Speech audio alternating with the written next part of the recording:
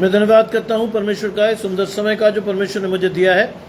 मैं विशेष धन्यवाद करता हूँ प्रभु में मेरे भाई अनुपम डेविड, उनकी अपनी भाभी शबनम डेविड जी का, जिन्होंने ये मौका मुझे दिया कि हम आपके समक्ष उपस्थित हो सकें और हम सब परमेश्वर के वचन में चलकर कुछ सीखने वाले हों।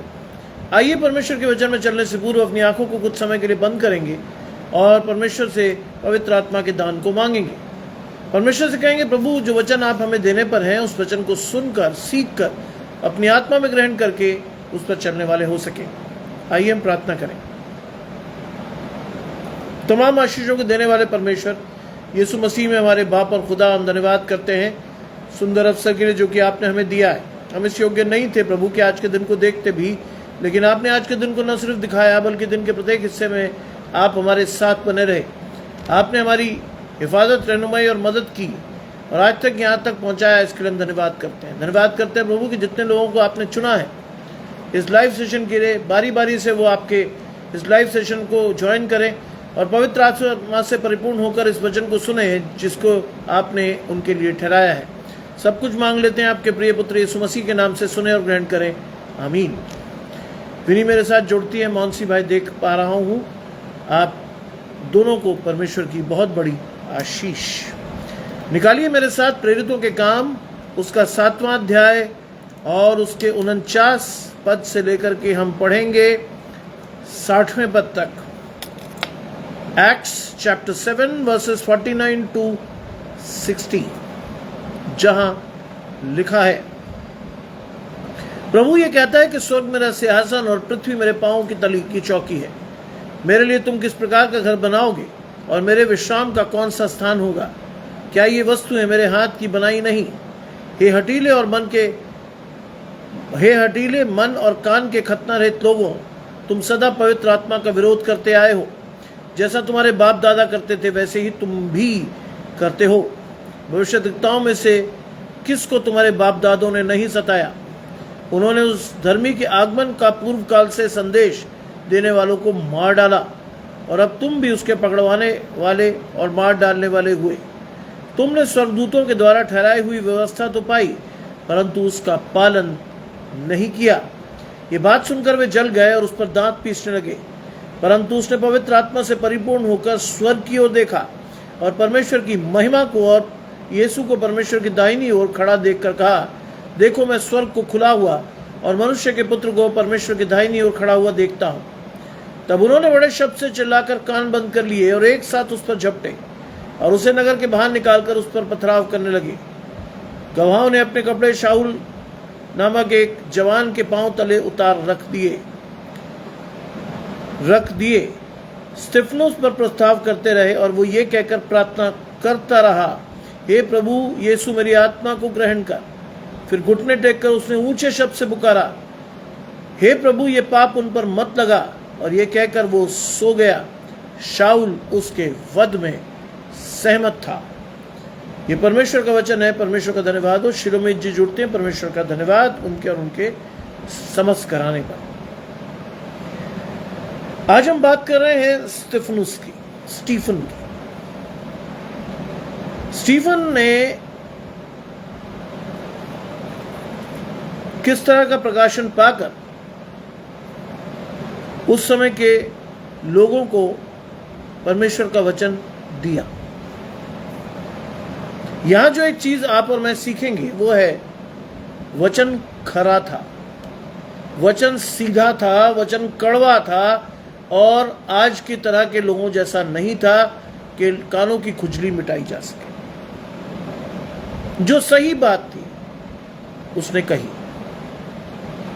और मैं इसके अंतिम हिस्से को इसलिए ले रहा हूं क्योंकि यदि हम शुरू से बात करें तो ये बहुत बड़ा प्रकरण है, लेकिन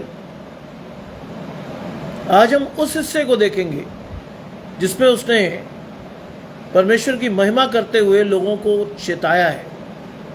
49वीं आयत कहती है, प्रभु कहता है कि स्वर्ग मेरा सिंहासन और पृथ्वी मेरे पांव के तले की चौकी है।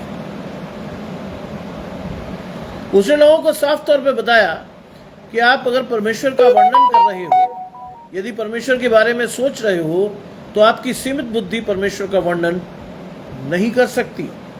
इसीलिए मैं बार बार आपसे कहता हूं कि जब भी आप परमेश्वर के पास जाएं या परमेश्वर का वचन सुनने जाएं, हमेशा पवित्र आत्मा के साथ जाएं, क्योंकि हमारी सीमित बुद्धि परमेश्वर को कभी भी डिस्क्राइब नहीं कर सकती।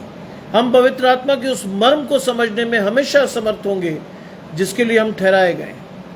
और वो इजराइलियों से कह रहा है कि प्रभु कहता है कि स्वर्ग मेरा सिंहासन और पृथ्वी मेरे पांव की चौकी है। प्रभु कहता है, ये प्रकाशन परमेश्वर की ओर से उसको हुआ। उसने परमेश्वर को के प्रकाशन से ये बात कही और ये चीज जैसी उसको पहुंची थी। विनी आप सही कह रही हैं, there is some glitch in the network. कल की तरह स्थिति आ रही है, बार बार नेटवर्क जा रहा है और ये वचन शैतान चाहता है कि लोगों तक ना पहुंचे। बार बार नेटवर्क की समस्या, लेकिन धन्यवाद कि आप लोग बने हैं। और यहां लिखा है कि तुम किस प्रकार का, मेरे लिए तुम किस प्रकार का घर बनाओगे, तुम किस प्रकार का घर बनाओगे और मेरे विश्राम का कौन सा स्थान होगा।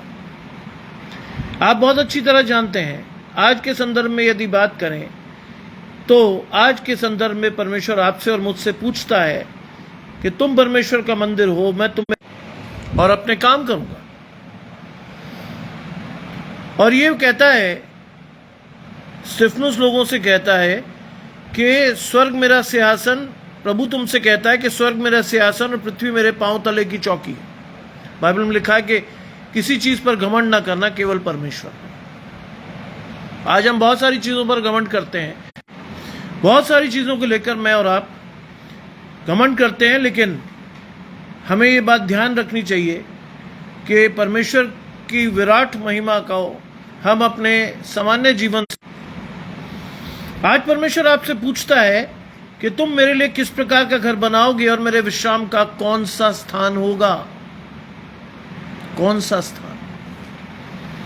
आज अगर अपने मन में आपने और मैंने परमेश्वर को नहीं बसाया हुआ, तो यह सवाल आज परमेश्वर मुझसे और आपसे भी पूछेगा कि तुम मेरे लिए किस प्रकार का घर बना रहे हो और मेरे विश्राम का स्थान तुमने क्या नियत कर रखा।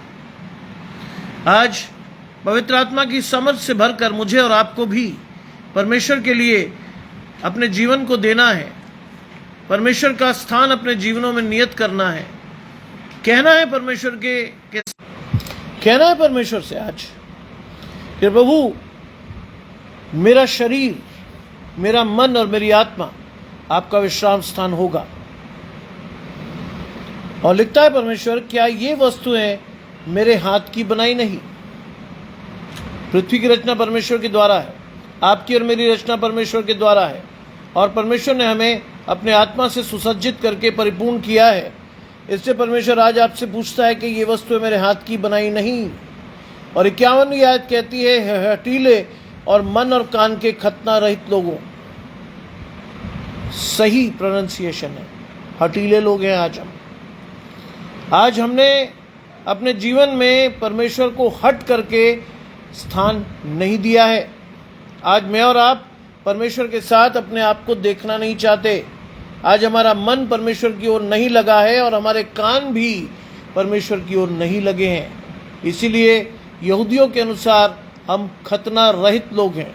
हम परमेश्वर की पवित्र आत्मा या परमेश्वर की पवित्रता में परमेश्वर के साथ बने हुए नहीं हैं। और ये बात यहूदियों को समझा रहा है कौन? ये बात समझा रहा है परमेश्वर को। परमेश्वर की ये बातें यहूदियों को समझा रहा है आज स्तिफनुस, क्योंकि वो भी अपने आप को देख रहे थे कहाँ? कई परंपराओं में बंधकर, कई व्यवस्थाओं में बंधकर वो भी आज अपने आप को देख रहे थे, लेकिन उनको आईना दिखाया जा रहा था पवित्र आत्मा के द्वारा और स्तिफनुस के द्वारा कि वास्तव में वो कहाँ है। और वो कहता है कि तुम सदा पवित्र आत्मा का विरोध करते हो। तुम सदा पवित्र आत्मा का विरोध करते हो। आज मैं और आप भी, बुरा मत मानिएगा इस बात को लेकर के, कि आप और मैं भी कई स्थानों पर, कई जगहों पर परमेश्वर का विरोध करते हैं। कई बार जब हमें अपना फायदा दिखाई देता है तो हम बाइबल के अनुसार नहीं, शैतान के बनाए हुए पथ पर तेजी से दौड़कर उस चीज को पाना चाहते हैं। और इसीलिए लिखा है कि तुम सदा पवित्र आत्मा का विरोध करते हो, जैसे तुम्हारे बाप दादा भी करते थे वैसे ही तुम भी करते। आज ये वचन बहुत अच्छा नहीं है, ये कर्णप्रिय वचन नहीं है, ये ऐसा वचन नहीं है कि जिसे आप और मैं सुनकर आनंदित हों। ये वास्तव में इंट्रोस्पेक्ट करने वाला वचन है, जिसमें आपको और मुझे देखना है कि हम भी कहीं ना कहीं परमेश्वर के विरोध में शामिल हैं। हम भी कहीं ना कहीं ऐसी स्थिति में शामिल हैं जो परमेश्वर पसंद नहीं करता। लिखा है वैसे ही तुम भी करते हो। भविष्यद्वक्ताओं में से किसको तुम्हारे बाप दादों ने नहीं सताया? ऑब्वियस बात है। ये तो वास्तव में वो चीज है जो आईना दिखाने वाली है। वो उनसे पूछ रहा है स्तिफनुस कि भविष्यद्वक्ताओं में से किस किस को तुम्हारे बाप दादों ने नहीं सताया। आज हमें लगता है कि हम सता नहीं रहे। आज हमें लगता है कि हमारा कोई भी एक्शन ऐसा नहीं है जिससे हम किसी को सताएं। लेकिन कई बार हम परमेश्वर को शोकित करते हैं अपने एक्शन से। कई बार ऐसी चीजें हमारे जीवन में होती है जिसको देखकर एक आम आदमी ठोकर खाता है। आज ही दोपहर में एक रील मुझे देखने को मिली। मेरी पत्नी के शहर की एक लड़की वृंदावन में मंदिरों के दर्शन कर रही थी। क्या ये परमेश्वर को खुश करने का काम है? शायद नहीं। आपको परमेश्वर ने चुना, आपको परमेश्वर निकाल लाया, लेकिन आपने किस तरह से अपने कृत्यों द्वारा परमेश्वर को शोकित किया। और लिखा है कि भविष्यद्वक्ताओं में से किसको तुम्हारे बाप दादों ने नहीं सताया। आज हम भी वही कर रहे हैं। परमेश्वर का वचन जानते हैं, परमेश्वर का वचन समझते हैं, परमेश्वर का वचन हमारे चित्त पर चढ़ा है, लेकिन हमारे काम परमेश्वर के वचन के अनुसार नहीं है। इसलिए आज ये चीज आपको और मुझे सीखनी है। और ये कहता है उन्होंने उस धर्मी के आगमन का पूर्व काल से ही संदेश देने वालों को मार डाला। किसकी बात कर रहे हैं? धर्मी के आगमन का पूर्व काल से संदेश देने वालों को मार डाला। किसकी बात हो रही है? यूहन्ना भविष्यद्वक्ता की। उसने संदेश दिया था कि जो मेरे बाद आने वाला है उसके जूतों के बंद खोलने के योग्य भी मैं नहीं। सोचिए, यह प्रकाशन स्तिफनुस पर हो रहा है और स्तिफनुस बहुत खरे तरीके से परमेश्वर के वचन को लोगों तक पहुंचा रहा है। आज स्तिफनुस आपको और मुझे भी इस वचन के द्वारा यह बताना चाहता है कि हम भी कई जगह पर फेल हो जाते हैं। मोहनसी भाई ने बहुत अच्छा लिखा है, भजन संहिता 110 की पहली आयत है, और वो कहता है कि मेरे प्रभु की यहोवा की वाणी ये है कि तू मेरे दाहिने बैठ जब तक मैं तेरे शत्रुओं को तेरे चरणों की चौकी ना कर दूं। यीशु मसीह के बारे में लिखा है, तू मेरे दाहिने बैठ। और यीशु मसीह ही वो शख्स था, यीशु मसीह वो पुत्र था जिसने अनंत जीवन के अधिकारी होने के लिए आपको और मुझे ठहराया, जिससे अनंत जीवन का वो अधिकार मैं और आप भी प्राप्त करके परमेश्वर के दाहिने बैठ सके। आज इस अधिकार के लिए परमेश्वर ने आपको और मुझे चुना है, लेकिन मैं और आप इसके योग्य नहीं ठहर रहे। आज परमेश्वर की चुनी हुई काम, जिसे परमेश्वर ने चुनकर मिस्र से निकालकर एक प्रॉमिस जगह पर पहुंचाया, लेकिन उसके बाद भी उन्हें परमेश्वर की आशीषें दिखाई नहीं दी। उनकी आंखों पर पर्दा पड़ गया और कई जगह पर उन्होंने परमेश्वर को डिफाई किया। कल हमने जाना था कि किस तरह से परमेश्वर ने कहा था कि अब मैं पुरानी वाचा छोड़ नई वाचा बांधूंगा। किस तरह से, और लिखा है कि उन्होंने उस धर्मी के आगमन का पूर्व काल से संदेश देने वालों को मार डाला, और अब भी उसके पकड़वाने वाले अब अब तुम भी उसके पकड़वाने वाले और मार डालने वाले हो। यस, यीशु मसीह को पकड़वाने वाले ज्यादातर कौन लोग थे? यहूदी। और उन्हें समझ नहीं आया कि उन्होंने करा क्या। उन्होंने बड़ी शिद्दत से क्या चीज की जानते हैं? उन्होंने कहा कि इसके खून का पलटा हम पर और हमारी संतान पर पड़ा, क्योंकि आपकी चॉइस थी, आपने मांगा और परमेश्वर ने उसको ग्रांट किया। आज भी आप देखेंगे कि यहूदी शांत नहीं है। आज भी उनका घर यानी जेरूशलेम या उसके आसपास की क्षेत्र या इजराइल टर्बुलेंस में, क्योंकि उन्होंने मांगा। आज मैं और आप भी कई बार बिना जाने मांग लेते हैं ऐसी चीज को जो हमारे जीवन को बर्बाद करने के लिए बनी है। और लिखा है अब तुम भी उसके पकड़वाने वाले और मार डालने वाले हो।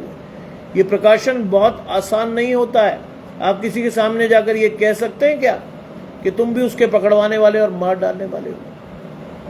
लेकिन परमेश्वर ने भय का आत्मा नहीं दिया था सिर्फ उसको। उसने ये बात खुलकर कह दी। उसने ये बात बता दी कि तुम भी शामिल हो। आज मुझे और आपको भी इस वचन से बहुत सीखना है। आज मुझे और आपको भी इस वचन के अनुसार अपने जीवन में उस आशीष को पाना है जिसके लिए हम ठहराए गए। मुझे और आपको भी देखना है परमेश्वर की उस व्यवस्था को जो कि मेरे चित्त पर नहीं चढ़ी। आज मुझे और आपको भी देखना है कि परमेश्वर मेरे जीवन में है या नहीं। आज मुझे और आपको भी देखना है कि क्या मैंने अपने जीवन का नियंत्रण परमेश्वर को दिया है या नहीं दिया है। आज मुझे और आपको भी देखना है। लिखा है तुमने स्वर्गदूतों के द्वारा ठहराई हुई व्यवस्था तो पाई परंतु पालन नहीं किया। सोचिए, प्रकाशन तो हुआ, समझ भी आया, लेकिन पालन नहीं किया। आज हमारी भी दशा ऐसी ही है। हम परमेश्वर के वचन में जाते हैं, सीखते हैं, लेकिन उसके बाद तुरंत भूल जाते हैं। जब पालन करने का नंबर आता तो मैं और आप फेल हो जाते हैं। इसलिए मैंने कहा कि वचन मेरे लिए और आपके लिए भी है, क्योंकि व्यवस्था हमें मिली, प्रकाशन हमें मिला, चीजें हमें दिखी, लेकिन उसके बाद भी हम पालन करने में योग्य नहीं ठहरे। क्यों? क्योंकि मैंने और आपने अपनी सीमित बुद्धि से असीमित परमेश्वर को जानना चाहा। मैंने और आपने पवित्र आत्मा को अपने जीवन में आने का समय ही नहीं दिया। मैंने और आपने परमेश्वर के पवित्र आत्मा को अपने जीवन में वो समय नहीं दिया जो कि हमें देना चाहिए था। आज भी परमेश्वर अनुग्रह के इस काल में मुझे और आपको ये सिखा रहा है कि समय है, समय रहते हुए मुझे और आपको परमेश्वर के साथ जुड़कर परमेश्वर की उस जीवित आशा को पूरा करना है जिसके लिए हम ठहराए गए हैं। इसलिए और ये जो व्यवस्था थी, ये जो बातें थी, इसको जब कहा गया स्तिफनुस के द्वारा, तो जाहिर सी बात है रिएक्शन बहुत अच्छा नहीं हुआ, वायलेंट हुआ। और ये वायलेंट रिएक्शन इसलिए हुआ कि लोग अपने आप को या अपनी वास्तविकता को देखकर बर्दाश्त नहीं कर पाए, बर्दाश्त नहीं कर पाए। लिखा है ये बातें सुनकर वे जल गए और उस पर दांत पीसने लगे। आज कई बार जब मैं और आप सच बोलने लगते हैं तो कई रिश्ते हमारे जीवन से चले जाते हैं, कई रिश्ते।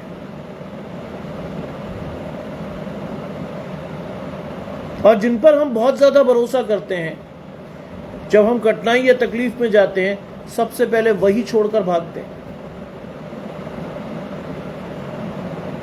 जैसे मेरा अपना ये मानना है, खराई और सच्चाई से परमेश्वर के वचन को दो। जिसको जाना है उसे आप रोक नहीं सकते, और जिसको ठहरना है वो आपके सच बोलने पर भी नहीं जाएगा। अपने परिवार में भी जब हम इकट्ठे बैठते हैं, मूल परिवार की बात नहीं कर रहा हूं, वृहत परिवार की बात कर रहा हूं। जब मैं इकट्ठा बैठता हूं तो मेरी ये गवाही होती है, विशाल भाई जुड़ते हैं, परमेश्वर की आशीष उनके साथ बनी रहे। जब हम वृहद परिवार में बैठते हैं तो मैं कई चीजों को पॉइंट आउट करता हूं, ये सही नहीं है। कई लोग खुश नहीं होते क्योंकि वो अपनी पुरानी चीजों को छोड़ना नहीं चाहते। मेरे परिवार में शायद मैं ही अकेला व्यक्ति होऊंगा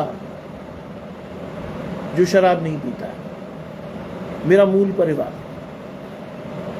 बाकी हमारे परिवार में ड्रिंक करना एक फैशन समझा जाता है। मुझे कई उपाधियों से नवाजा जाता है कि आप आउटडेटेड हो, दुनिया में साथ नहीं चल सकते, आप अपनी मेंटेनेंस नहीं कर सकते, आपके बाल काले नहीं है, आप बूढ़े लगते हो, ये वो फलाना ढिकाना। ये चीजें मुझे विचलित नहीं करती, कभी किया ही नहीं। क्यों? क्योंकि मुझे मालूम है कि ये परमेश्वर की ओर से है। अगर आप किसी को सत्यता कहोगे तो वो खुश नहीं होगा, और यही यहां भी हो रहा है। ये सुनकर वो जल गए और उस पर दांत पीसने लगे। आज मेरी और आपकी भी बहुत सारी बातें बहुत लोगों को अच्छी नहीं लगती। आज हमारा जीवन कई लोगों को नहीं भाता। आज हमारे काम कई लोगों के चित्त पर नहीं चढ़ते। आज परमेश्वर का वचन कई लोग सुनते हैं लेकिन समझते नहीं, उनका मन मोटा है। आज मसीह परिवार में पैदा होना केवल इस बात का द्योतक नहीं है कि आप और मैं अनंत जीवन के अधिकारी हो गए। आज कई लोगों को यह वहम है कि मसीह परिवार में पैदा होने के बाद सारी जिम्मेदारी परमेश्वर की है। नहीं, प्रतिदिन आपको परमेश्वर के पास जाकर रिन्यू करना है अपना विश्वास, तब आप और मैं परमेश्वर के साथ बने रहेंगे। सोचिए कि एक पौधा आपने लगाया और उसको आपने पानी दिया, और उसके बाद आप भूल गए, और 1 महीने बाद आपको याद आया कि इस पे पानी देना है। जानते हैं 99% क्या होगा? वो पौधा मर जाएगा। वैसे ही आप और मैं भी हैं। माया जी जुड़ती हैं, परमेश्वर का धन्यवाद, उनके घराने सहित उन्हें आशीष। वैसे ही हम भी हैं। परमेश्वर का वचन यदि हमने एक दिन सुना और उसके बाद हम भूल गए परमेश्वर को, और 1 महीने बाद याद आया कि हाँ भाई परमेश्वर भी कोई था, तो क्या आप सोचते हैं आपका आत्मिक जीवन परिपोषित रहेगा? आपका आत्मिक जीवन परमेश्वर के साथ दिखेगा? नहीं, क्योंकि जैसे ही आप खाली होगे शैतान आपको अहेर ले जाएगा। इसलिए प्रतिदिन renew your faith and turn to God for your blessings. प्रतिदिन परमेश्वर के साथ जुड़िए, परमेश्वर के साथ जाकर परमेश्वर की आशीषों को ढूंढिए और परमेश्वर से कहिए प्रभु मेरे साथ बना रहे। लेकिन हमारी दुर्भाग्यपूर्ण स्थिति क्या है? आज भी परमेश्वर का कठोर वचन हम पचा नहीं पाते। आज भी कोई चीज हमारे जीवन में अगर है और सामने वाला उसे पॉइंट आउट कर देता है, हमारा सबसे बड़ा शत्रु बन जाता है, क्योंकि हम सोचते हैं कि वो हमारे लिए कह रहा है। आज स्तिफनुस ने इज़राइल कौम को, यहूदी लोगों को उनकी हकीकत से वाकिफ करा दिया, और उसके बाद रिएक्शन स्वाभाविक था, वो लोग जल गए और उस पर दांत पीसने लगे।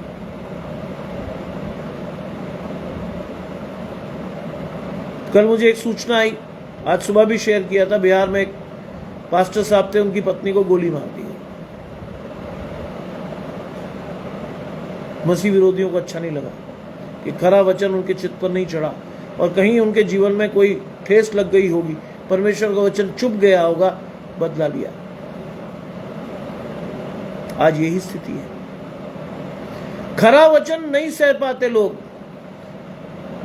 नहीं देख पाते परमेश्वर के आईने में अपने आप को, इसलिए जल जाते हैं, दांत पीसते हैं। लेकिन स्तिफनुस क्या कर रहा है? वो रिएक्शन आपको और मेरा भी होना चाहिए, परंतु उसने पवित्र आत्मा से परिपूर्ण होकर स्वर्ग की ओर देखा। उसने यानी स्तिफनुस ने पवित्र आत्मा से परिपूर्ण होकर, आज पहली चीज और अंडरलाइंड आयत आपके लिए, पवित्र आत्मा से परिपूर्ण। आम आदमी अगर जिंदगी में परमेश्वर की ओर देखे तो शायद उसको वो प्रकाशन नहीं मिलेगा, वो जान नहीं पाएगा कि उसे क्या करना है। लेकिन जब पवित्र आत्मा आपके जीवन में आपको गाइड कर रहा होगा तो ये रिएक्शन स्वाभाविक है। उसने पवित्र आत्मा से परिपूर्ण होकर स्वर्ग की ओर देखा और परमेश्वर की महिमा को देखा। आज परमेश्वर ये प्रकाशन हर एक को नहीं देता। आज परमेश्वर की महिमा आप और मैं अपने चित्त पर नहीं समझ सकते जब तक परमेश्वर का पवित्र आत्मा हमारे जीवन में ना हो। और पवित्र आत्मा से परिपूर्ण होकर उसने देखा, क्या देखा? परमेश्वर की महिमा और यीशु को परमेश्वर की दाहिनी ओर खड़ा होकर देखा। सोचिए, स्वर्ग का प्रकाशन देख रहा है वो। यह आशीष है परमेश्वर की कि पवित्र आत्मा से परिपूर्ण होकर वो स्वर्ग का वो दृश्य देख रहा है, न्याय सिंहासन की वो स्थिति देख रहा है जिसमें उसे दिखाई दे रहा है कि परमेश्वर के दाहिने यीशु मसीह बैठा है। सोचिए, क्या ये प्रकाशन आपको और मुझे नहीं दिख रहा? क्या परमेश्वर के वचन में जाकर आप और मैं ये नहीं देख पा रहे? हम में से बहुत से लोग अपनी आंखों पर आज भी पर्दा चढ़ाए हैं, आज भी वो परमेश्वर के वचन को सुनते हैं, सीखते हैं, लेकिन उस पर चल नहीं पाते क्योंकि पवित्र आत्मा उनके जीवन में है ही नहीं। आज इंपॉर्टेंट चीज है, पवित्र आत्मा से परिपूर्ण होकर परमेश्वर के साथ बने रहिए, तब आप परमेश्वर के उस बड़े विजन को अपने जीवन में देखेंगे जिसके लिए आप ठहराए गए हो। और लिखा है, देखो मैं स्वर्ग को खुला हुआ और मनुष्य के पुत्र को परमेश्वर के दाहिनी ओर खड़ा हुआ देखता हूं। परमेश्वर का वचन पूरा हुआ। देखो, यह इंपॉर्टेंट वर्स क्या है? देखो। क्यों? क्योंकि हम देखते हुए नहीं देखते, सुनते हुए नहीं सुनते, और सुनते भी हैं तो समझते नहीं क्योंकि हमारा मन मोटा हो गया है। 51वीं आयत पर ले जा रहा हूं।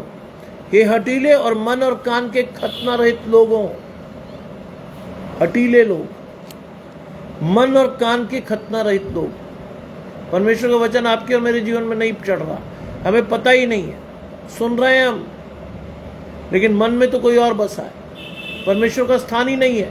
पवित्र आत्मा से परिपूर्णता कैसे होगी हमें पता ही नहीं। आज रोज सुबह और रोज शाम जब मैं प्रचार करता हूं तो एक ही बात को लेकर करता हूं, पवित्र आत्मा से परिपूर्ण होकर जीवन में देखिए परमेश्वर को अपने जीवन में, और जाकर पवित्र वचन में अपनी आशीषों को खोजिए। अंग्रेज भाई जुड़ते हैं, परमेश्वर का धन्यवाद। बहुत पुराने सहयोगी मेरे, लॉकडाउन में लगातार मेरे साथ बने रहे। बीच में कुछ दिनों नहीं रहे, लेकिन अब मैं उन्हें देख पा रहा हूं। धन्यवाद। मेरा विश्वास है कि प्रतिदिन 7 बजे आपके पास समय होगा तो आप जरूर जुड़ेंगे। हम सब एक दूसरे से मिलकर आनंदित होंगे। इंपॉर्टेंट चीज है। मैं स्वर्ग को खुला हुआ और मनुष्य के पुत्र को परमेश्वर के दाहिनी ओर खड़ा हुआ देखता हूं। ये प्रकाशन है। देखो, लेकिन दिख कहां रहा हमें, समझ कहां रहा हमें? हम कुछ नहीं समझ पा रहे। संसार के लालसा में, संसार की चीजों में हम इस कदर अंधे हो गए हैं कि हमें कुछ भी नहीं दिख रहा। आज परमेश्वर चाहता है कि वो पर्दा हमारी आंखों से उतर जाए। आज परमेश्वर चाहता है कि हम पवित्र आत्मा से परिपूर्ण होकर परमेश्वर की महिमा के लिए इस्तेमाल होने वाले हैं। आज हम जान सके कि जिस चीज के लिए हम ठहराए गए हैं, परमेश्वर वो हमें देने चाहता है। परमेश्वर चाहता है कि हमें वो मिले। और ऐसी स्थिति में क्या हुआ? उसने जब कहा कि मैं स्वर्ग को खुला हुआ और मनुष्य के पुत्र को परमेश्वर की दाहिनी ओर देखता हूं, तो क्या रिएक्शन हुआ? Bible is a scientific book, ये बात ध्यान रखिएगा। यहां जब आप पढ़ते हैं तो न्यूटन का 3rd लॉ कई जगह पर, क्या बेसिक जगह पर अप्लाई होता है। Every action has got equal and opposite reaction. Yes, ये मत सोचिएगा कि सिर्फ बाइबल कपोल कल्पना है, नहीं। Every action has got equal and opposite reaction. और जब उसने ये कहा ये चीज जब गई उनके कानों में तो क्या हुआ, उन्होंने बड़े शब्द से चिल्लाकर अपने कानों को बंद कर लिया, सह नहीं पाए, इतनी सच्चाई को वो सह नहीं पाए। आज हम में से बहुत लोग हैं, जब उनका प्रकाशन या उनके विषय में कुछ समझाया जाता है तो वो कान बंद कर लेते हैं, आंखें मूंद लेते हैं, और इसलिए परमेश्वर की आशीषें उनके जीवन में नहीं आती। आज आपको और मुझे अपनी आशीषों को स्वयं खोजना है। मेरे विश्वास से कुछ नहीं होगा आपके जीवन में, आपका विश्वास बढ़ना चाहिए, तब आप अपने जीवन में उस आशीष को खोज पाएंगे। अदरवाइज आपको वो आशीषें कभी दिखेंगी ही नहीं, आप उन चीजों को देख ही नहीं पाओगे जिसके लिए आप पृथ्वी की उत्पत्ति से पहले ठहराए और चुने गए हो। बाइबल में हमारे लिए लिखा क्या है जानते हैं? हम अभागे लोग हैं। परमेश्वर की आशीषें हमारे लिए है तो, लेकिन हमें दिखती नहीं। परमेश्वर ने अपने वचन को विभिन्न तरीकों से हमें सुनाने की कोशिश की, हमने सुनना नहीं चाहा, हमने चिल्लाकर कान बंद कर लिए। और लिखा है, और उसे नगर के बाहर निकालकर उस पर पथराव किया। ये होता है जब खरा वचन कान में पड़ता है ना, तो खुजली बढ़ जाती है, गुस्सा आता है। शैतान कहता है ये तेरे लिए कह रहा है, क्रोध से भर गए वो ये नहीं जान पाए कि वास्तव में सत्यता क्या है। आज यूहन्ना का वो वचन आपके और मेरे जीवन में पूरा होना चाहिए, तुम सत्य को जानोगे और सत्य तुम्हें स्वतंत्र करेगा। आज न तो आप सत्य को जान रहे हैं और ना ही स्वतंत्र होने की इच्छा आपके जीवन में है। स्वतंत्रता किससे? स्वतंत्रता शैतान के चुंगल से। अगर आपको किसी भी चीज का डाउट हो, जीवन में आपको लगे कि बहुत सारी चीजें आपकी समझ में नहीं आ रही, तो मेरा एक फेवरेट साम है, साम 37, भजन संहिता 37। पूरा पढ़िएगा, जानिएगा अपनी हकीकत को, देखिएगा अपनी स्थिति को और जांचिएगा कि आप कहां खड़े हैं। लिखा है, उन्होंने बड़े शब्द से कान बंद कर लिए और एक साथ उस पर झपटे, एक साथ। ध्यान रखिएगा, शैतान कभी अकेला नहीं आता है, कभी नहीं, कभी नहीं आता शैतान अकेला। शैतान हमेशा भीड़ के साथ आता है, क्योंकि अकेला अगर आएगा तो भगा दिया जाएगा, लेकिन भीड़ के साथ आएगा तो भारी हो जाएगा और हम भी घबरा जाएंगे। ऐसा होता। लेकिन परमेश्वर ने भय का आत्मा नहीं दिया। अगर आप परमेश्वर के साथ हैं, परमेश्वर के साथ चल रहे हैं, परमेश्वर को अपने आगे रखकर चल रहे हैं, तो आप घबराएंगे नहीं। जानते हैं क्यों? क्योंकि परमेश्वर जब आपके साथ है तो आपका विरोधी कोई नहीं हो सकता। परमेश्वर आपके साथ है तो आपका विरोधी कोई नहीं होगा। जानते हैं, परमेश्वर ने धीरे धीरे मुझे बढ़ाया। 6 वर्ष पूर्व जब लॉकडाउन शुरू हुआ था, तो आगरा मसीह मंडली परिवार का पेज पहला पेज था जिस पर मैंने पहला प्रचार किया था। And I was not very sure about my self. मैंने परमेश्वर से प्रार्थना की, प्रभु ये बहुत ही रिस्की काम है, मेरे मुंह के शब्दों को पवित्र कर, जिससे ये जो शब्द मेरे मुंह से निकलेंगे इससे लोग आशीष पाए, श्रापित न हो। जानते मेरा प्रकाशन कितना था? मात्र 20 मिनट का। लेकिन हां, उसके बाद जीवन में लॉकडाउन के दौरान, क्योंकि समय बहुत था, काम कोई नहीं था, परमेश्वर के साथ बढ़ते गए बढ़ते गए बढ़ते गए, और जहां लोग लॉकडाउन लोगों के लिए श्राप ठहरा, परमेश्वर की आशीषें मुझ पर ठहरी। ये मत सोचिएगा कि मुझे कोविड नहीं हुआ, मुझे हुआ, मेरे पूरे परिवार को हुआ, लेकिन परमेश्वर का दाहिना दरमी हाथ तब तक संभाले था।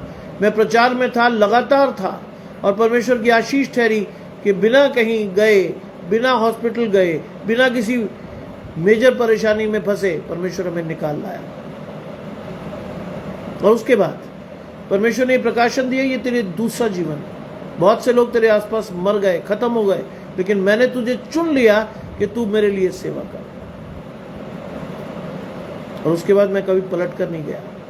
और उसके बाद अप्रैल से परमेश्वर की ये योजना बनी कि 2 पेजों की एक्सेस मेरे पास गई, और उस एक्सेस का इस्तेमाल मैं बहुत खुशी से कर रहा हूं आज भी। और इम्पॉर्टेंट चीज क्या है, वहां सुबह 8:30 बजे परमेश्वर का वचन लेकर मुझे परमेश्वर भेजता है, और शाम को 7 बजे परमेश्वर का वचन लेकर मैं आता हूं। आशीष है मेरे लिए, यह आशीष है मेरे लिए, मेरे घराने के लिए। मेरे छोटे बेटे ने बाइबल पढ़ना सीख लिया, उसने परमेश्वर के वचन में जाना सीख लिया, उसका आत्मविश्वास बढ़ाया परमेश्वर ने, और लगभग 3-4 दिनों से वो बाइबल में हमारा ग्रुप लीडर है। मेरा सबसे छोटा बेटा जो 12 साल का है, परमेश्वर ने हाँ और आमीन के साथ उसे चुना, और परमेश्वर ने हमारा लीडर ठहराया। क्यों? जानते हैं, बाइबल में कहा है जो छोटे से छोटा अपने जीवन में परमेश्वर के साथ जुड़ेगा, उसे परमेश्वर ऊंचे से ऊंचा उठाएगा। वो उम्र में छोटा है, लेकिन मैं चाहता हूं कि वो परमेश्वर के वचन में बहुत बढ़े, बहुत तरक्की करे। अभी चंचल है, अभी नहीं समझता, लेकिन मेरा विश्वास है कि एक दिन परमेश्वर उसके द्वारा मुझसे ज्यादा बड़ी आशीष आप तक लेकर आएगा।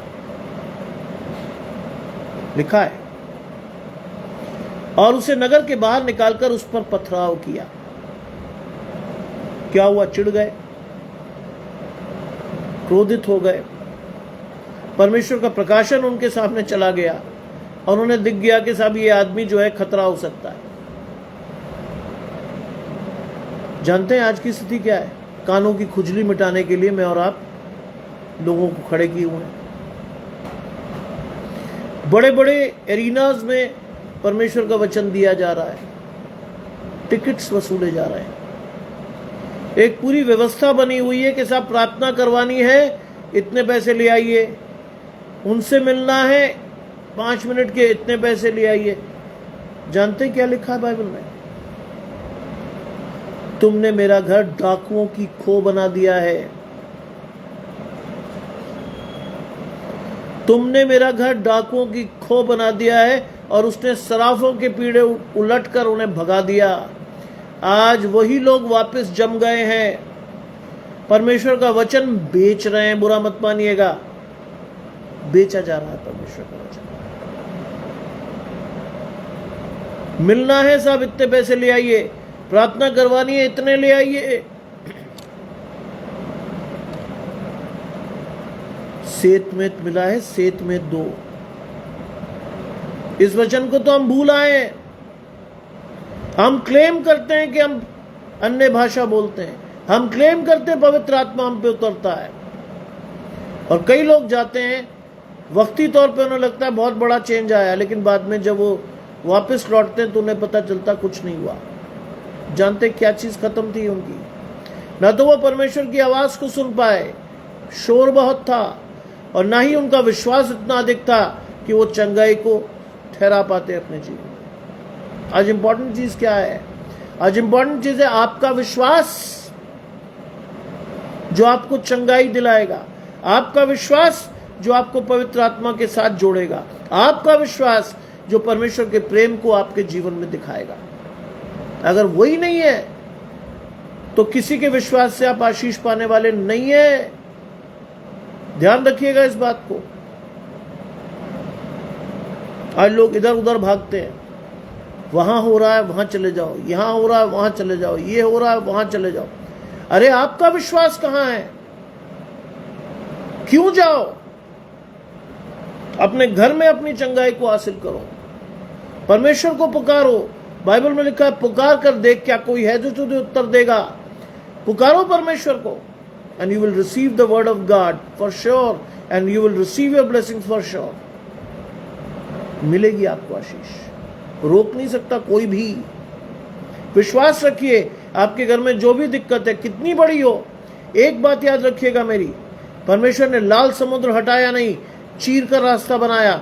मेरे और आपके जीवन में कठिनाइयों का रास्ता परमेश्वर, कितने भी गहन कठिनाई क्यों ना हो, चीर कर रास्ता देगा परमेश्वर। विश्वास रखिए परमेश्वर पर। दिन बुरे हैं, ये अवसर जो आपको मिला है कि परमेश्वर के वचन सुनने का, इसको बहुमूल्य जानिए, क्योंकि आप सिर्फ सुन नहीं रहे हैं, आपके जीवन में वो वचन काम करने पाए, ऐसा परमेश्वर से मांगिए। सिर्फ सुनने वाले नहीं, वचन पर चलने वाले भी बनिए। और लिखा है,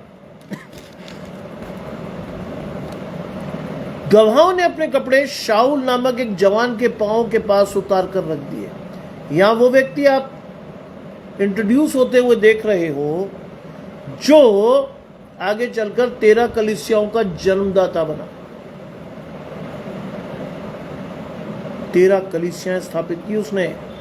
शाऊल जो बाद में पौलुस बना, परमेश्वर की पवित्र आत्मा से परिपूर्ण होकर, परमेश्वर की महिमा को देखकर, उसने परमेश्वर के दर्शन को देखकर 13 कलीसियाएं स्थापित की। सोचिए, वो भी वहां मौजूद है लेकिन कुछ बोल नहीं पा रहा, क्योंकि परमेश्वर का प्रकाशन नहीं है उसके जीवन में। आज परमेश्वर आपका प्रकाशन दे रहा है आपको। मोहनसी भाई ने बहुत अच्छा लिखा, भजन संहिता 121, भजन संहिता 23, ये सारी चीजें परमेश्वर का प्रकाशन आपको देती हैं। मैं अपनी आंखें पर्वतों की ओर उठाऊंगा, मुझे सहायता कहां से मिलेगी? मुझे सहायता यहोवा की ओर से मिलती है, जो आकाश और पृथ्वी का करता है। वो तेरे पांव को टलने न देगा। सुन, यहोवा तेरा रक्षक और तेरी दाहिनी और तेरी आड़ है। न तो दिन को धूप से, न रात को चांदनी से तेरी कुछ हानि होगी। यहोवा सारी विपत्ति से तेरी रक्षा करेगा, वो तेरे प्राण की रक्षा करेगा। यहोवा तेरे आने जाने में तेरी रक्षा अब से लेके सदा सर्वदा तक करता रहेगा। यह है परमेश्वर का वचन, जो अगर आपके चित्त पर चढ़ा है तो वचन, बाइबल आप नहीं भी देखोगे तो भी आप परमेश्वर के वचन को बोल पाओगे। मेरी सबसे बड़ी विशेषता या परमेश्वर की सबसे बड़ी आशीष मुझ पर है, मैं कभी भी वचन को लिख कर नहीं बोलता। मेरा विश्वास है कि जो शब्द परमेश्वर मुझे देगा उसके अनुसार आप आशीष ज्यादा पाएंगे। मेरी सीमित बुद्धि से शायद वो आशीष आप तक ना आए। इसलिए गवाहों ने अपने कपड़े उतारकर शाऊल नामक एक जवान के पांव के पास रख दिए। सोचिए, शाऊल वहां मौजूद था। परमेश्वर ने कैसे हृदय परिवर्तित किया, कैसे प्रकाशन दिया।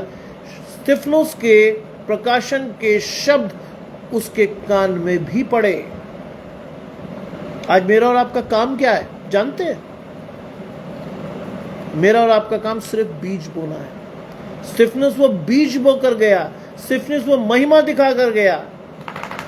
लोगों के हृदय में परिवर्तन हुआ नहीं हुआ, शाऊल के जीवन में भी वो बीज डल गया था और उस बीज ने आगे चलकर एक पेड़ का स्वरूप लिया और शाऊल को परमेश्वर ने बड़े आश्चर्यजनक तरीके से अपनी ओर कर लिया।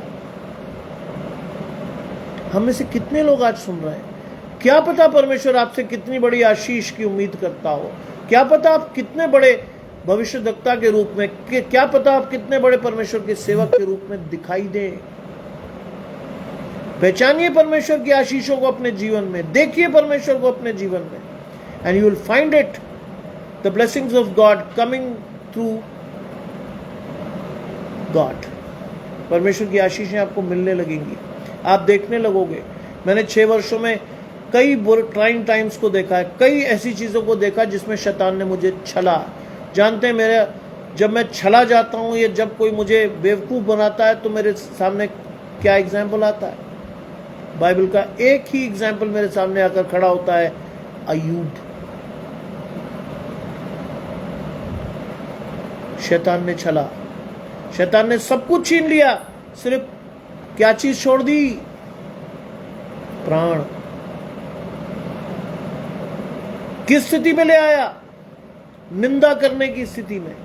लेकिन उसने निंदा नहीं की क्योंकि पवित्र आत्मा से परिपूर्ण था। उसके दोस्तों ने उसको कहा निंदा कर, परिवार छोड़कर भाग गया, लेकिन उसने निंदा नहीं की। यही दिखाना था शैतान को परमेश्वर ने। और उसके बाद परमेश्वर ने जब रिस्टोर करना शुरू किया, जब देना शुरू किया, 7 गुना अधिक वापस किया। लेकिन इंपॉर्टेंट पूरी स्टोरी में क्या चीज थी जो मैंने सीखी? धीरज। धीरज से यहोवा की बाट जोता रहे, वही पूरा करेगा। आज धीरज नहीं है हमारे जीवन में। जरा कुछ गड़बड़ हुई, हमने कुड़कुड़ाना बुड़बुड़ाना शुरू हुआ। जानते हैं क्यों? क्योंकि शैतान हमारे जीवन में ये प्रकाशन देता है कि भाई तू तो परमेश्वर के साथ था क्या? और तुरंत मेरे जीवन से निकलती है बुड़बुड़ाहट, जो परमेश्वर पसंद नहीं करता। परमेश्वर देखता है जो अंत तक धीरज धरा रहेगा, मैं जीवन का मुकुट दूंगा। आज बहुत मुश्किल है धीरज धरना। शैतान ने तरह तरह के ट्रैप मेरे और आपके जीवन में बिछा रखे हैं। सोचिए, कहां फंस के गिरेंगे पता नहीं, कैसे नष्ट होंगे पता नहीं, विनाश की दौड़ में दौड़ते हुए मृत्यु को कब प्राप्त कर जाएंगे पता नहीं, जीवित आशा कब चली जाएगी आपके जीवन से पता नहीं, पता नहीं।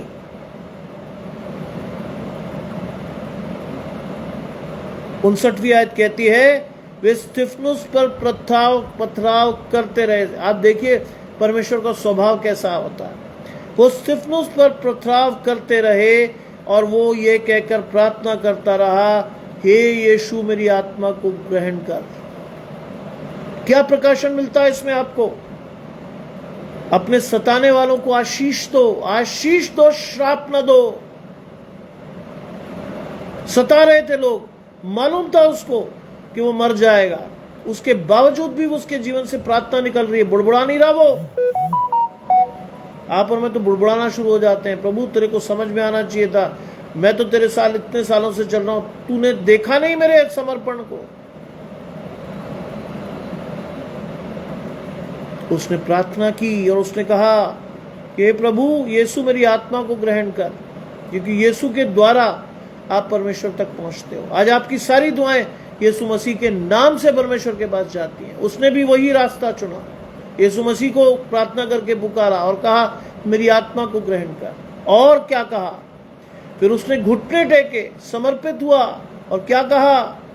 ऊंचे शब्द से पुकारा। आज मेरा शब्द तो दब जाता भीड़ को देखकर, हम चू चू चू चू करने लगते हैं, लेकिन उसने ऊंचे शब्द से पुकारा, हे प्रभु ये पाप उन पर मत लगा। यह है परमेश्वर का स्वभाव, ये पाप उन पर मत लगा। क्रूस पर यीशु मसीह का पहला वचन भी यही था, हे प्रभु ने क्षमा कर, क्योंकि ये नहीं जानते कि ये क्या करते हैं। आज रिपीटिशन देख रहे हैं आप, रिपीटिशन देख रहे हैं आप उस चीज को, परमेश्वर के उस सेवक को जो परमेश्वर की महिमा से परिपूर्ण है, और वो कहता है हे प्रभु ये पाप उन पर मत लगा। हिम्मत चाहिए इसके लिए। बाइबल में लिखा तो बहुत अच्छी अच्छी बातें हैं, लेकिन जब वो प्रैक्टिकली आप और मैं करते हैं तो बहुत हिम्मत चाहिए। अपने सताने वालों को आशीष दो, आशीष दो, श्राप ना दो। कैसे परमेश्वर को हम मानते हैं, जीवते परमेश्वर को हम मानते हैं, लेकिन क्या हम परमेश्वर के साथ जी रहे हैं? यह है सवाल। क्या जीवित आशा मेरे और आपके जीवन में है? यह है सवाल। क्या मैं और आप परमेश्वर की महिमा को अपने जीवन में महसूस कर रहे हैं? यह है सवाल। क्या पवित्र आत्मा मेरे और आपके जीवन में काम कर रहा है? यह है सवाल। पूछिए अपने आप से, किसी को बताइए मत, पूछिए अपने आप से, क्या है आपका प्रकाशन परमेश्वर को लेकर के? क्या सीख रहे हैं आप परमेश्वर को लेकर के? क्या जाना है आपने अब तक परमेश्वर को? कितना आपके परिवार में आप अपने बच्चों को आशीष दे रहे हैं परमेश्वर के नाम से? कितना सिखा रहे हैं उन्हें बाइबल में चलना? पूछिए आज अपने आप से, क्या प्रकाशन है आपका? क्या आपके बच्चे आपसे आशीषित हो रहे हैं या आपने उन्हें छोड़ दिया है संसार के साथ? सोचिए। गजानंद भाई मेरे साथ जुड़ते हैं, घराने सहित आशीष पाइएगा गजानंद भाई। समय जिसने भी दिया परमेश्वर को, उसने आशीषें काटी, आशीषें आई उसके जीवन में। मत सोचिएगा कि आपने परमेश्वर को व्यर्थ समय दिया। जो भी दिया है उसका कई गुना परमेश्वर लौटाएगा। यह आशीष है आपके ऊपर परमेश्वर की। लेकिन आज देखिए अपने आप को, यह वचन आपको देखने का मौका देता है कि आप कहां खड़े हैं। कि आप भी संसार के सामने अपने बच्चों को कह रहे हैं जा ऐश कर, हैं? गजानंद भाई ने जो प्रेयर रिक्वेस्ट दी है, उनके परिवार के लिए प्रार्थना करेंगे हम सभी जब हम अंत में जाएंगे। जा ही रहे हैं वैसे तो, समय लगभग समाप्ति की ओर है, क्योंकि 8 बजे से कोई दूसरा शख्स बोलेगा वहां। लेकिन मैं आपको यह बताना चाहता हूं बहुत साफ तौर पर, प्रैक्टिकली परमेश्वर के वचन में जाइए। थियोरेटिकली हाँ और आमीन के साथ स्वीकारिए मत, चलिए उस पर केवल सुनते वाले मत बनिए। सुनने वाले अगर आप बने और चलने वाले नहीं, तो विश्वास बिना कर्म के अधूरा है, ये जान लीजिएगा। आपका विश्वास है लेकिन कर्म नहीं है तो अधूरा है विश्वास। उस विश्वास को जागृत और जीवित कीजिए और परमेश्वर के साथ अपनी आशीषों को जोड़िए। You will be blessed. लिखा है, हे प्रभु ये पाप उन पर मत लगा, और ये कहकर वो सो गया। ध्यान रखिए, या क्या लिखा, मरा नहीं, वो सो गया। सो गया जानते हैं क्या मतलब है सो गया का? सो गया का मतलब है जीवित आशा उसके जीवन में आ गई। पुनरुत्थान के दिन वो परमेश्वर के साथ अपने आप को देख पाएगा।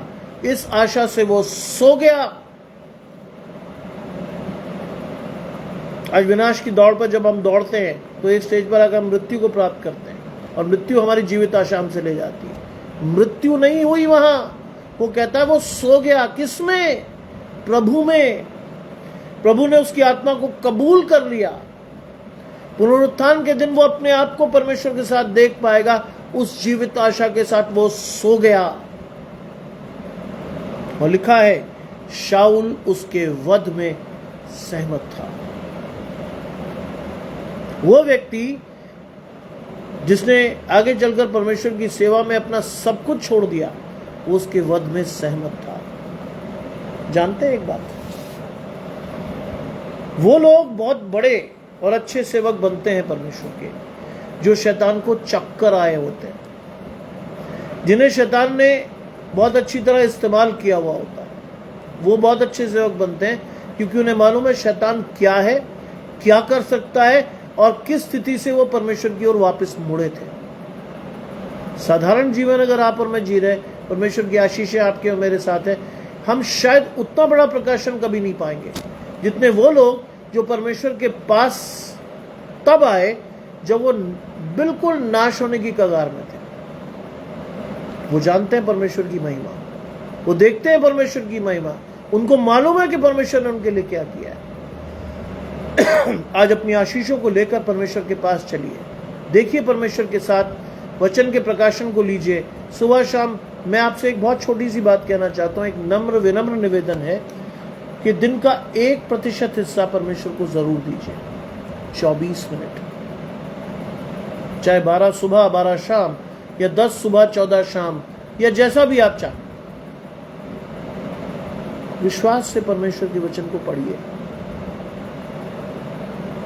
And you will find the blessings of God for sure. आपका घराना आशीष पाएगा, आपका परिवार आशीष पाएगा। मजाक नहीं कर रहा। मेरा विश्वास है कि अपना समय आप परमेश्वर को देंगे तो आप खाली नहीं रहेंगे। परमेश्वर आपको आशीषों से परिपूर्ण करेगा, और उससे बड़ी आशीष मांगना चाहता हूं आपके लिए। जानते हैं क्या? उससे बड़ी आशीष मांगना चाहता हूं कि परमेश्वर आपको उन आशीषों का सोता बनाकर लोगों के सामने पेश करें। आपके द्वारा बहुत से लोग विश्वास की आशीष पाए, बहुत से लोग। लिखा है, मौंसी भाई की गवाही आई, उन्होंने कहा मेरा बेटा जब तीसरी और चौथी क्लास में था और उसने होमवर्क नहीं किया, लेकिन उसने भजन संहिता 91 को पढ़ा और कहा परमेश्वर से, लेकिन परमेश्वर की आशीष आई। देखिए कैसी छोटी छोटी आशीष है। उसने परमेश्वर से कहा, परमेश्वर ने सुना। उस दिन उसका टीचर एब्सेंट हो गया और वो संकट में पड़ने से बच गया। लिखा सही है उन्होंने कि ये कोई अच्छा एग्जाम्पल नहीं है कि होमवर्क नहीं करके गया, लेकिन घबरा गया था और घबरा कर उसने सिर्फ परमेश्वर की ओर ताका। और बाइबल में लिखा है, जिसने परमेश्वर की ओर ताका उसका मुंह कभी काला नहीं होने दिया परमेश्वर। थी तो गलत बात, लेकिन परमेश्वर ने सुना उसको, परमेश्वर ने उसकी आशीष ठहराई उसके ऊपर, और वो संकट में आने से बचा। सोचिए उसका विश्वास कितना बड़ा होगा उस बच्चे का। ये बहुत सी चीजें हैं जिसको आप और मैं खुली आंखों से महसूस कर सकते हैं, लेकिन आज मेरी और आपकी आंखों में पर्दा पड़ा है। मैं और आप देख नहीं पा रहे, और जब हम देख नहीं पा रहे तो शैतान चाहता है कि पर्दा और गहरा हो। आज उस पर्दे को हटाइए, परमेश्वर के वचन को पढ़िए, शैतान से कहिए जा मेरे जीवन से, आने दीजिए परमेश्वर को अपने जीवन में, और आप आशीष पाएंगे, बहुतायत से पाएंगे। गजानंद भाई के लिए प्रार्थना करेंगे। हम सभी जितने लोग जुड़े हुए हैं विश्वास से प्रार्थना करेंगे, क्योंकि उन्होंने अपने परिवार के लिए प्रार्थना करने को कहा है। परिवार सबसे पहला स्कूल है किसी भी जीवन का। जब आप परिवार में एक साथ होते हो, परमेश्वर का आत्मा ठहरता। आइए प्रार्थना करें। तमाम आशीषों के देने वाले परमेश्वर यीशु मसीह में हमारे बाप और खुदा, धन्यवाद करते हैं सुंदर अवसर के लिए जो कि आपने दिया। शैतान ने शुरू में बहुत कोशिश की कि नेटवर्क बदद करके इस वचन को आपके पास तक ना आने दे, लेकिन परमेश्वर आप महान हैं। आपने मेरी प्रार्थना को सुना, आपने नेटवर्क की उस बाधा को दूर किया और मैं बड़े विश्वास से देख पाता हूँ कि परमेश्वर की आशीष ठहर गई लोगों में। चाहता हूँ प्रभु गजानंद भाई के साथ आप उनके परिवार को चुन लें, उनको उठा लें, एक एक बच्चे के ऊपर आपकी आशीष ठहरे, उनके विश्वास को बढ़ाएं, क्योंकि विश्वास की ओर से अगर वो आपके लोगों की ओर ताक रहे हैं, आपके विश्वासियों की ओर ताक रहे हैं, आप धर्मियों आपके धर्मी लोगों की ओर ताक रहे हैं, तो आशीष दें प्रभु उनको भी धर्मी बनाएं और उनके द्वारा कई लोगों तक आशीष पहुँचे। इस रात के समय में हम में से हर एक की मदद करें, हर एक की हिफाजत करें, और कल सुबह जब 8:30 बजे एक बार फिर से family of Christ ministry page में आकर हम जुड़ते हैं एक दूसरे के साथ, तो विश्वास से धन्यवाद के साथ जुड़ें कि जैसा आपने रात में आपसे मांगा था, हमने रात भर आपने हिफाजत की और सुबह तरोताज़ा उठाकर एक नए वचन के साथ हमें आशीषित किया। सब कुछ मांग लेते हैं आपके प्रिय पुत्र यीशु मसीह के नाम से, सुने और ग्रहण करें, आमीन। आप सबको मेरे परिवार की ओर से और मेरी ओर से जय मसीह की शुभ रात्रि।